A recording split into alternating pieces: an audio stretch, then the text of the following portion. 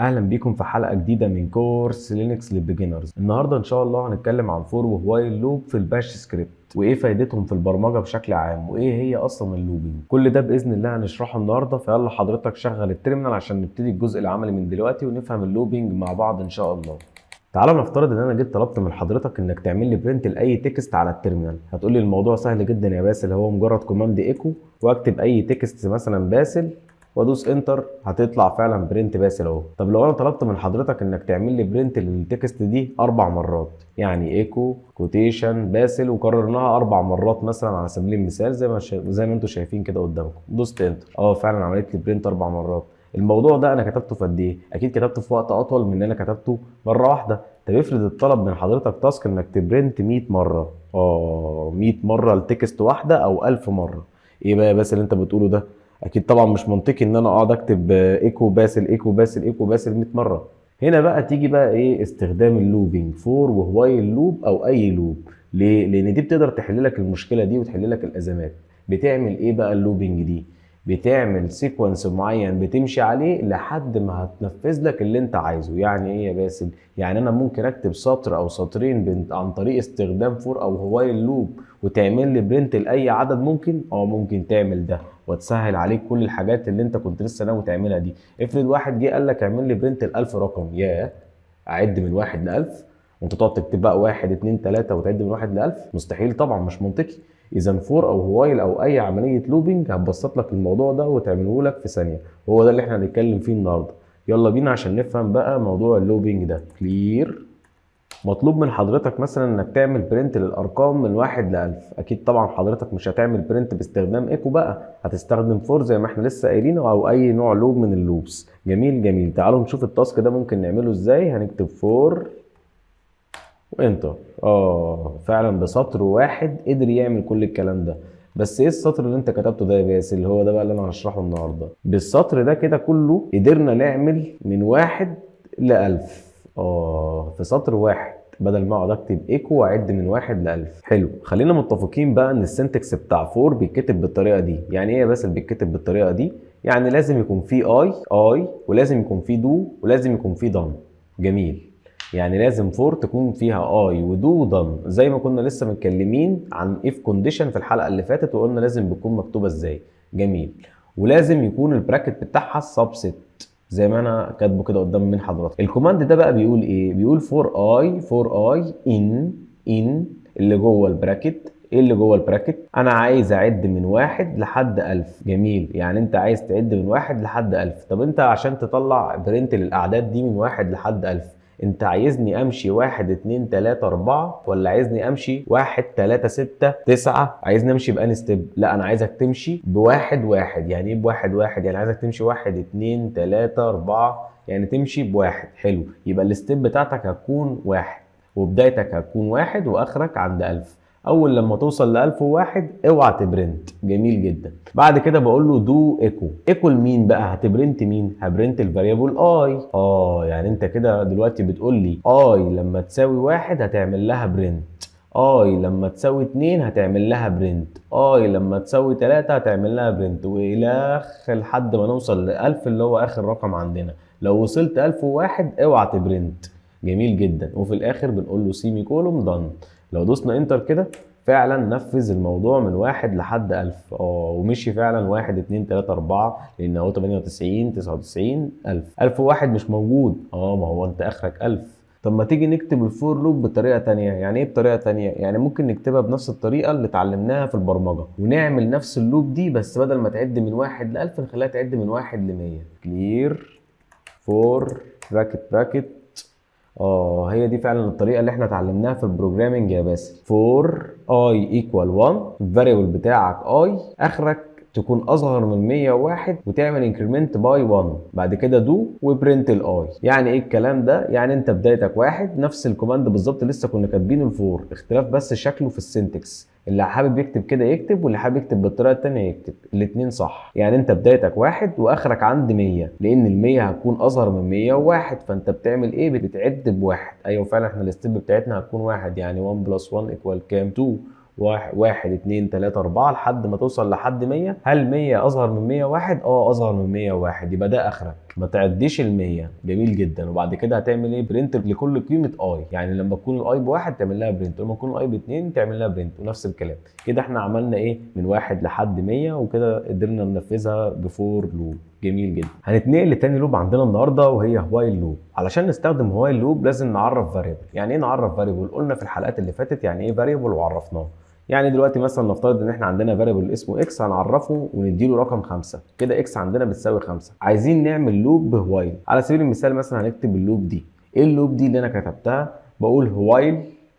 لو تاخدوا بالكم اللوب بتاعت وايل بتتكتب بنفس صيغه اف بالظبط، لو فاكرين من الحلقه اللي فاتت. فعلا البراكت وبعد كده السبيس وبكتب اللي انا عايزه. زي ما اتفقنا اي لوب بيكون ليها شرط، يعني يا اما شرط هيتحقق وساعتها يحصل اوتبوت، يا مش هيتحقق وساعتها يحصل يا اما اوتبوت يا اما ما يحصلش اوتبوت. هنا بالنسبه لللوب بتاعت وايل بتاعتي انا بقول شرطها ايه؟ انا بقول الفاريبل اللي هو اكس اللي هو 5 لو اصغر من 8 هتعمل ايكو لهاي، بس بشرط الخمسة دي هتاخدها تجمعها بواحد، وبعد كده تروح تقارنها هنا هي اصغر من 8 ولا لا، عشان نشوف احنا هنعمل برنت للاوتبوت كام مره. وفي الاخر بقول له سيمي كولوم دان.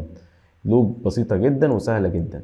حلو. يعني الخمسه اللي قدامك دي اللي احنا عرفنا بيها الاكس هنجمعها هنا بواحد، يبقى 5 بلس 1 بكام؟ ب 6. نرجع هنا تاني على الشرط. هل الست اصغر من 8 داش ال تي يعني للزان، احنا قلنا ده من شويه. هل الست اصغر من 8؟ اصغر من 8، يبقى كده هنبرنت هاي. بعد كده عندنا رقم 6. 6 بلس 1 اللي هو بعد ال 5 6 بلس 1 تديك كام؟ تديك 7. هل ال 7 اصغر من 8؟ اصغر من 8، يبقى كده هنبرنت هاي كمان. كده هنبرنت 5 و6 و7، 3 هاي هنعمل لهم برنت. كده احنا فعلا قدرنا نعمل برنت ل 3 هاي باستخدام لوب وايل. تعالوا بقى نكتب سكريبت بسيط بيبرنت تكست 5 مرات باستخدام فور ووايل لوبس اللي احنا اتعلمناهم النهارده. اول حاجه هنعمل دايركتوري على الديسك توب كالعاده، ام كي دايركتوري، ونسميه ماشي هيكساجون كلير. نخش جوه هيكساجون ونعمل فيم سودو فيم، هنسميه هيكس دوت شيل ماشي كالي. هنا هنبتدي نعمل انسيرت عشان نكتب السكريبت بتاعنا. زي ما اتفقنا احنا بنكتب اول سطر عندنا في اي سكريبت بنكتب هاش وعلامة تعجب بن باش، عشان بنقول له ان احنا هنستخدم باش شيل. جميل. بعد كده قلنا الهاش ده بيكون كومنت، هنكتب ماشي. خلينا مثلا نكتب الكومنت بتاعنا ان احنا هنعمل دي فور لوب مثلا، يوزنج فور لوب. خلينا مثلا اللي يظهر على التيرمينال لليوزر يظهر له مثلا يقول له ايه؟ برينتنج مسج يوزنج ا فور لوب، يعني هي دي المسجات اللي هتتعمل بفور لوب، اللي اتعمل بفور لوب، والمسجات اللي تحت اتعمل بوايل لوب. جميل. يعني نقول له ايكو برينتنج مسج يوزنج ا فور لوب. بعد كده طبعا هنبتدي نكتب فور. انا هكتبها بالشكل التاني الصراحه بتاع البرمجه عشان بحبه اكتر. جميل. i equal 1 سيمي كولوم i smaller than or equal 5 سيمي كولوم.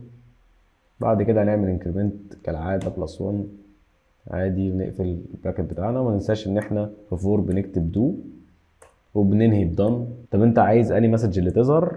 خلينا مثلا على سبيل المثال نكتب هلو مثلا this is message، بعد كده الفاريبل اي. طب ليه انا كتبت الفاريبل اي؟ علشان عايز ان هو يعد لي المسجات. يعني هنا عند اول مسج مثلا يكتب لي ان هي 1 بعد كده 2 بعد كده 3 بعد كده 4 وكمان 5، فيعملها 5 مرات وجنب كل مسج هيعدها لي. بعد كده نكتب done. تاني واحد معانا بقى اللي هو وايل، نقول بقى ايه؟ كومنت لينا كده يوزنج وايل لوب. نفس الكلام برضو هنعمل ايكو printing message using a while loop.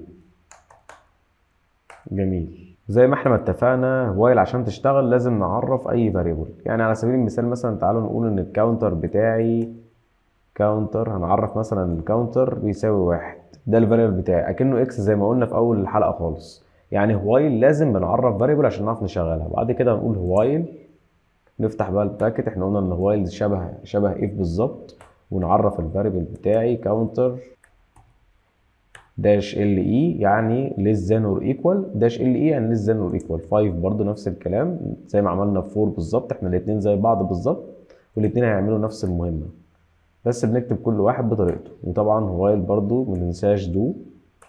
بعد كده ايه اللي هيحصل؟ نفس الكلام ايكو، وهتعمل لي نفس المسج hello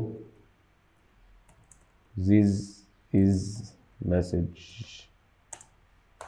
والفاريبل بتاعك المره دي هيكون الكاونتر. ليه برضو كتبنا الفاريبل كاونتر هنا جنب المسج؟ عشان هيعد لي كل مسج، يعني برضو المسج الاولى هيكتب لي جنبها 1 والخ لحد ما يوصل ل5.